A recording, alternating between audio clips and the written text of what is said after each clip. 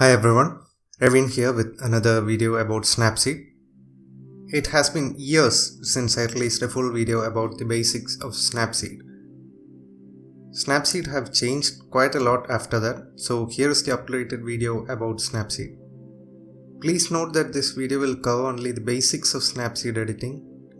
To understand and learn advanced editing with Snapseed, subscribe to the channel so that you won't miss out on future videos. So before we start, let me apologize beforehand for all the background noise that is creeping in. My PC is quite loud, plus I live in an apartment, so my neighbors, they don't play very loud music or TV, but it creeps in through the walls, so sorry in advance. And yeah, this is my Instagram feed. If you would like to take a look, you can check out that. So let's get started. So first I'll do one thing. I'll just go to Snapseed and I'll show you the layout of Snapseed. If you tap anywhere, you can open a photo. It will go there, as you can see. And here are some settings. So first I'll recommend that you go to settings and make sure that you choose this option, do not resize, so that you'll get the best quality out of your photograph. And same as well over here, format and quality, JPG 100%. And if you want PNG in particular, you can choose this. What I usually do is I'll go to gallery and I'll use the share button. As you can see, this is a photograph which I took using my Nikon D3200, and as you can see, the photograph is quite underexposed. Let me just turn on the brightness a bit more here. Yes, it's quite underexposed. So what I'll do is I'll share to Snapseed. So it opens up in Snapseed. So once a photograph is opened in Snapseed, you can check the I actually used my Nikon D7200 for this, sorry. Okay, once it's open in Snapseed, you can press the I button to know the details, the EXIF details. And here at the bottom you have styles, which are some presets, and tools. First, let me talk about presets or styles in Snapseed. So these are some predefined styles. If you click this, an edit will be applied just like that. And don't worry if you don't like it that much but you want to keep it, you have a very good option in Snapseed. So in order to show that, let's go with portrait. This is just an example. I'll press the tick mark, and this menu over here, this is called stacks menu, which is quite important in Snapseed. So if you press it, you can go to view edits and you can see that these effects are applied: portrait, glamour, glow and vignette. And once you click on something, you can adjust the values. So yeah, it doesn't work with everything, so because it's a portrait filter and you can't find people, you can't change that, but you can change the value of glamour, glow. These are the options of glow, the kind of glow, and this is the amount of glow you can adjust.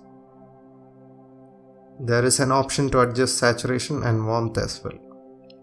So let's cancel that. Same over here, you can adjust the amount of vignette.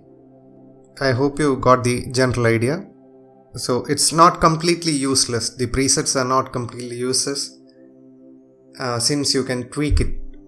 I want to reset the photograph, so I'll use the revert option. Since I've done only one edit on this one, undo could do everything. So if I have multiple edits and I want to revert to the original photograph, I'll use this revert option.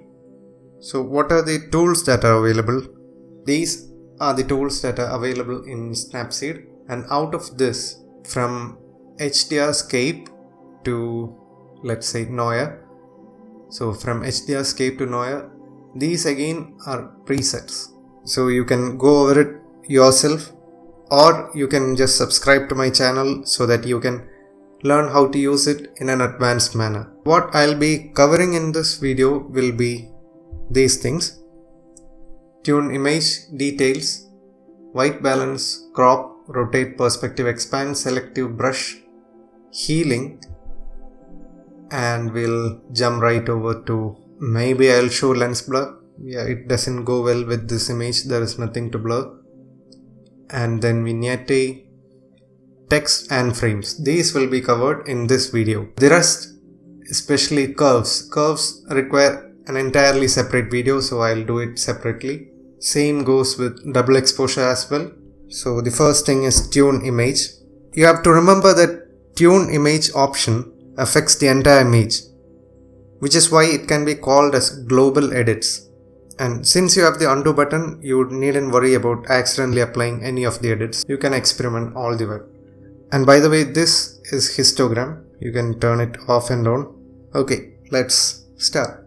Brightness increases the brightness if you drag from left to right, the overall brightness of the image. And if you drag from right to left, it reduces the brightness of the image. Let's increase it a little bit. Maybe I'll just keep a watch on the highlights and then increase it, because I don't want the highlights to be overblown. I need details on the highlights. At the same time, I want to recover some of the shadow areas. Yes, it seems quite satisfactory, so we'll go to the next one. In order to access the next ones, you can drag your finger from bottom to top. So next comes contrast. Contrast is quite simple. It adds contrast to the image. So if you're moving into the right, you can see that highlights are increased and at the same time shadows, or you can say whites and blacks. So whites increases and blacks increases as well. And if you reduce the contrast, it looks washed out. Next comes saturation. This is quite a dangerous tool, I should say. Okay, I'm actually using a screen casting option. If you want a video about that, I can do that. So let me just increase the monitor brightness over here. Yeah, I hope you can see much clearly now. Saturation can be a deadly tool. When you start editing, you'll tend to oversaturate everything. Even there is a problem with undersaturation, but mostly I've seen oversaturation. So I'll just leave it at 0.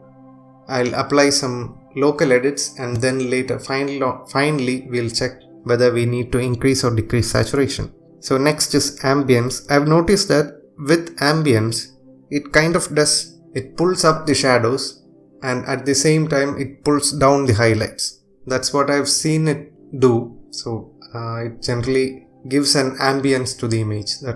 I hope that's what it means, or that's what they mean. So this is what I understood. Next comes highlights. Highlights is a very good tool.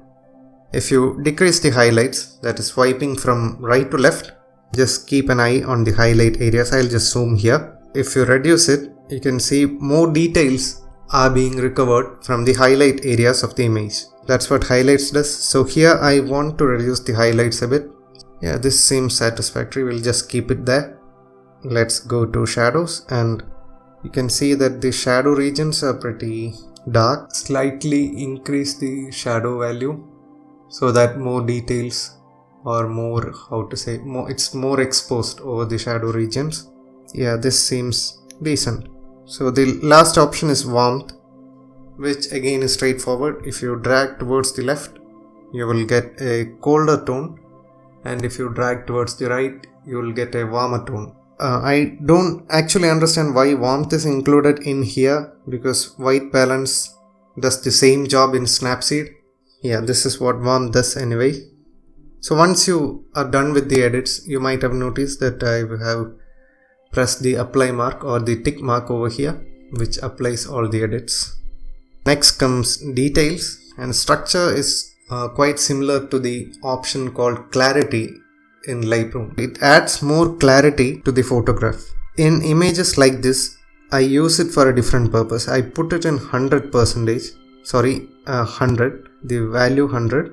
If you notice closely, you can see some spots over here, and if I remember correctly, it was slightly drizzling when I took this image. So these are some raindrops on my lens. By the way, Snapseed can edit raw photographs as well. What I was telling was, I'll increase the structure to 100. I'll apply that and I'll go to tools and healing.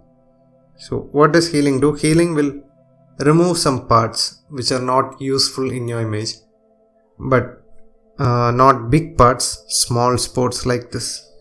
So all you have to do is zoom in, touch the spot, find the next spot which you don't want, clear them off just by tapping over there. So where is the next one? Yeah, it's over here. Let's do it there also. One more here. Always take your time while editing photographs, even if people who are showing tutorials or videos like this, they seem to rush over, but actually we do edits in a very slow manner. So that's the healing tool as well. So now we have covered tune image, healing and details. So yeah, one more thing, details has another option which is called sharpening. Sharpening sharpens the individual pixels of an image. Sharpening can ruin the image if you are not careful with that. So, and another thing is that if you are shooting raw, it has to be sharpened, because raw images does not sharpen the image. JPEG images usually it comes out sharpened from the camera or the phone, whatever you are using to capture. So this image does not require so much sharpening. I'll cancel that. And it doesn't look good because we have added structure to the level of 100. So I'm going to go back to the stack menu, go here, view edits, and I'll go to details and I'll adjust it down. This looks decent enough. Okay, I'll leave it there. So that edit is applied. And if you look now, you can see the spots again.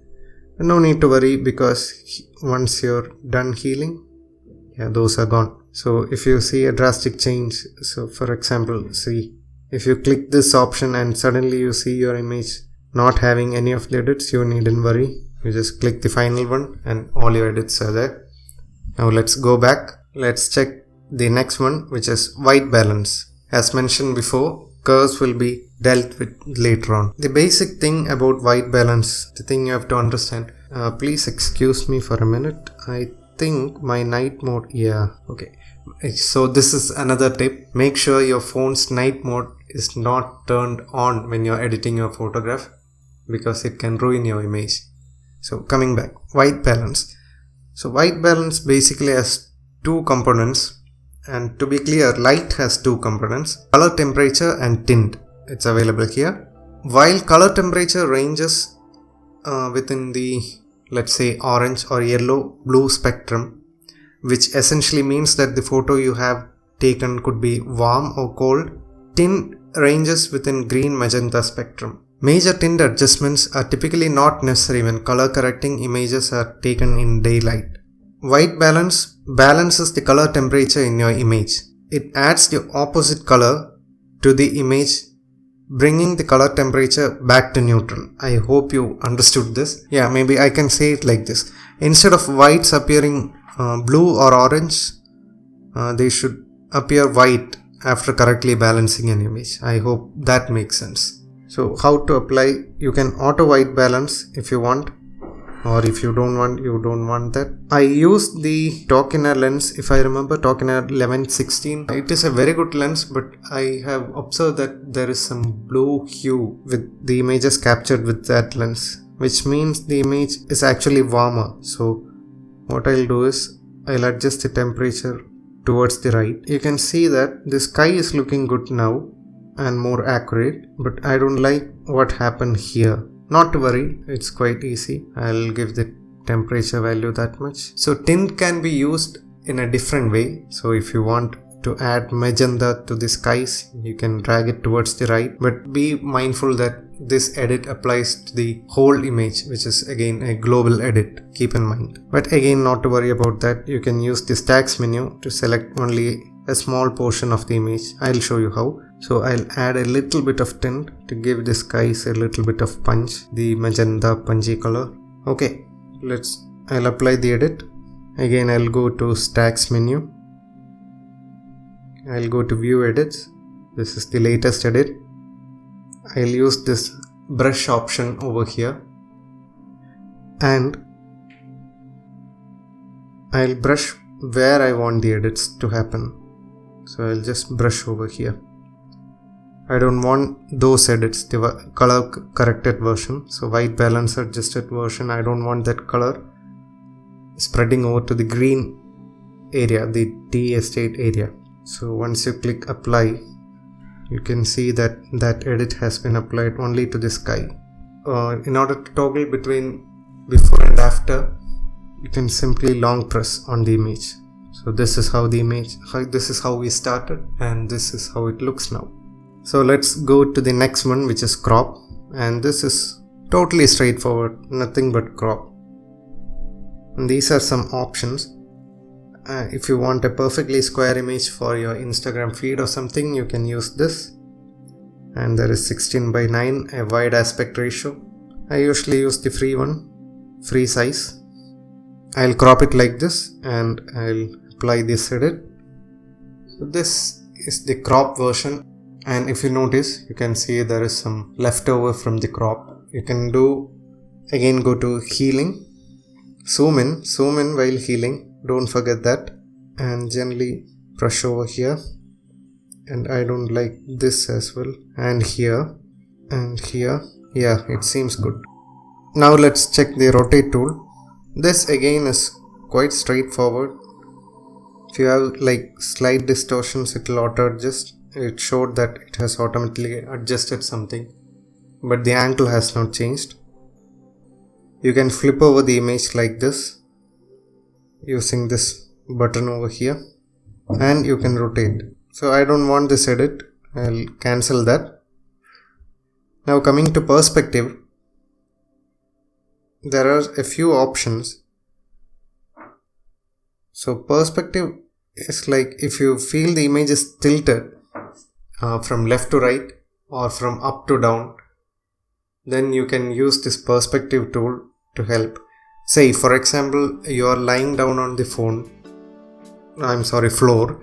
and you are tilting up your phone and capturing an image, then it is going to look distorted because the foreground will look wide and huge, whereas the background will seem too distant, which doesn't feel quite accurate to what is in real world. So you can use perspective tool to correct that.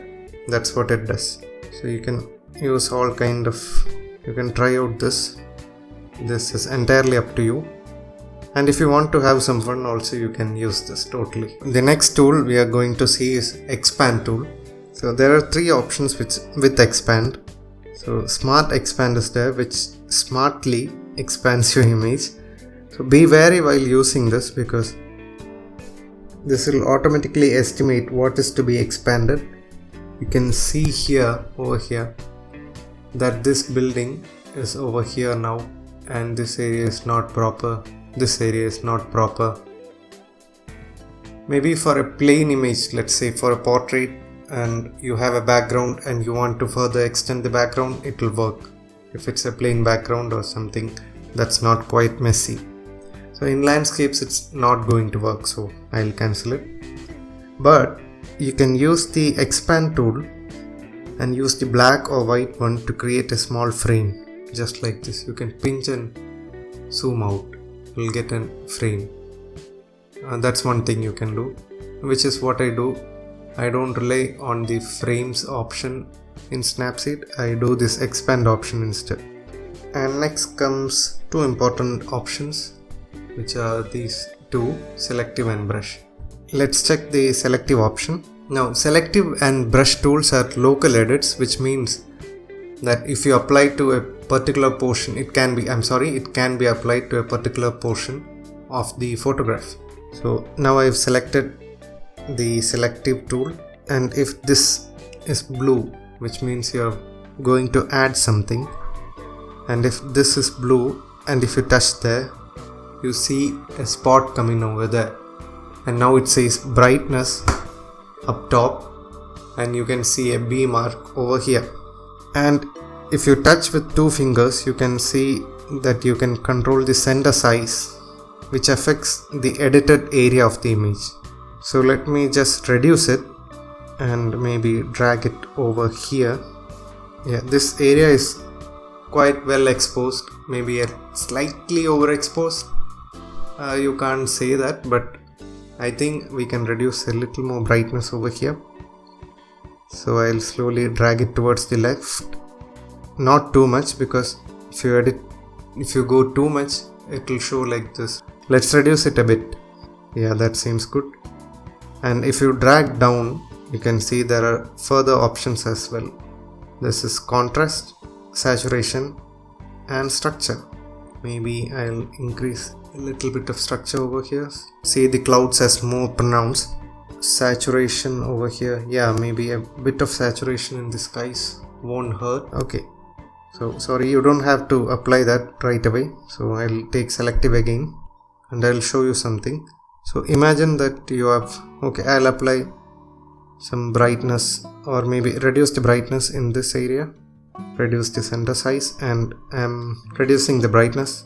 So if you long press this option, you get some options: cut, copy, delete, and revert. So this is the copy option. Next one is delete option. First one is cut option. Now I'll copy this, and if I tap anywhere, I can paste it over there. So that same edit can be copied and pasted, and the center size can be reduced or increased, which is very good, particularly in a photograph like this. I hope you understood the idea of the selective option or the selective tool in Snapseed. Now next comes brush, one of my favorite tools in Snapseed. So what can we do with brush? Brush is just like a paintbrush. You can just paint over somewhere and do these local edits, which is dodge and burn, exposure, temperature, and saturation. Dodging and burning is used to manipulate exposure on a particular area of the image. Honestly, I don't find any difference between brush options of dodging and burning and the next one, which is exposure. So it works exactly the same as far as I know. And if you have any other experience, please tell me in the comments below. So what dodging does is it will reduce the exposure in a particular spot, and burning will increase the exposure. So let's burn this image, but not by the value of 10, but by the value of 5. We'll burn this area. If you want to see where you are applying, you can press this option over here, the mask option.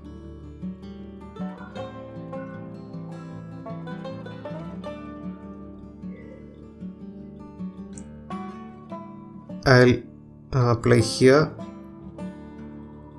and slightly over here. So when you're doing this, make sure that it aligns well with the image. So you can see that there is an opening in the sky over here.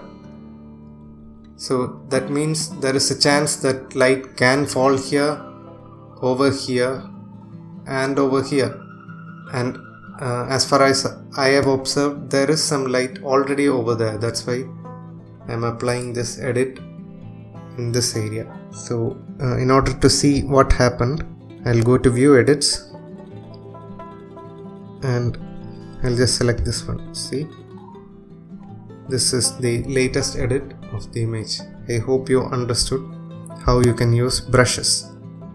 Let's take brushes again and maybe make the green area a bit colder. Let's see. Not there. It's okay. So yeah, I don't like this mud area to be so warm. It will become too orangey. So I'll focus over here. Yeah, I think I focused a bit too much. Now it looks too blue. Let's leave it, or you can change it as well. I'll just change it just for, see, this is how we learn, right? So learning by doing. So I'll adjust it. I'll So in order to erase that, you have an option called erase. I'll erase this area, and again I'll reduce it and slightly do it, not so exorbitantly. Okay, yeah, now it looks more natural. So let's go back and go to brushes again, and maybe increase the saturation in some of these green areas, not by 10 but by 5. Slow brushes, slow touches, so that you won't ruin the image. And again, as I mentioned in the beginning, there is nothing to worry. You have an undo option. Yeah, seems okay to me. And I'll increase the saturation in the skies. Yes.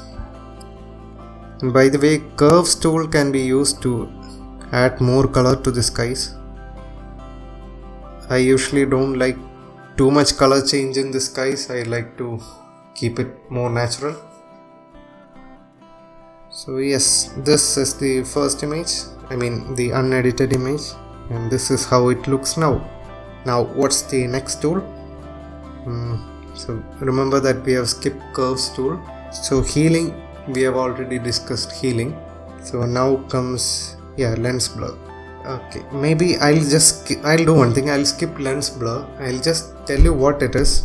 So you have two options of lens blur. One is the rounded one. The another one is this parallel one, or horizontal or vertical. You can make it vertical also. That's why I told vertical. Okay, I'll explain it. Anyway, I've opened it, so I'll explain it. If you want the image, if you want only this area, okay. You can see this line, right? These two, this area. If you want this area to be focused and the rest of the area, which is above this line and below this line, to be out of focus, you can use this. And why are there two lines? So two lines, it can be adjusted with the transition. So if you want the transition to be sharp, which means immediately after this line the entire region will be blurred, then you can reduce the transition to 0. But if you want a gradual transition, then you can use this transition and increase the value as you wish.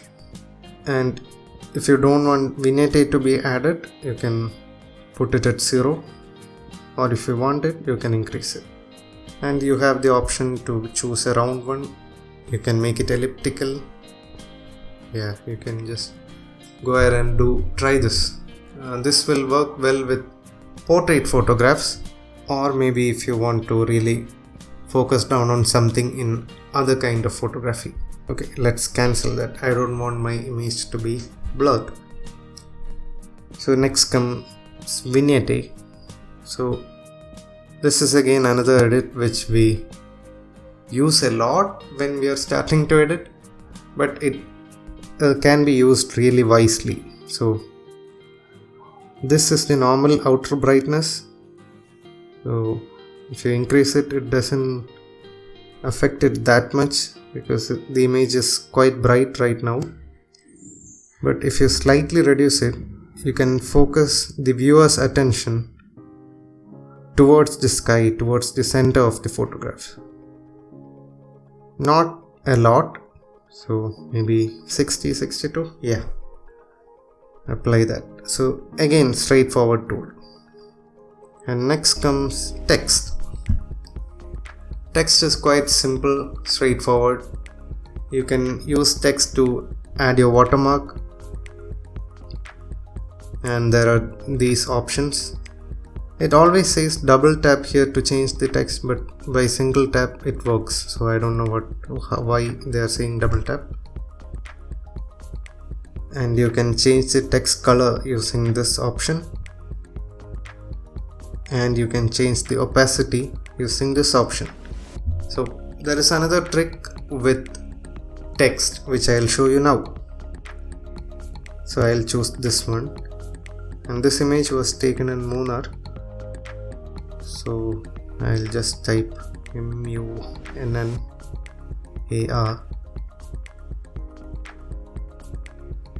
I'll zoom it. You can pinch and zoom, by the way. And if I go to this one and if I invert it and reduce the opacity, you can see what's happening.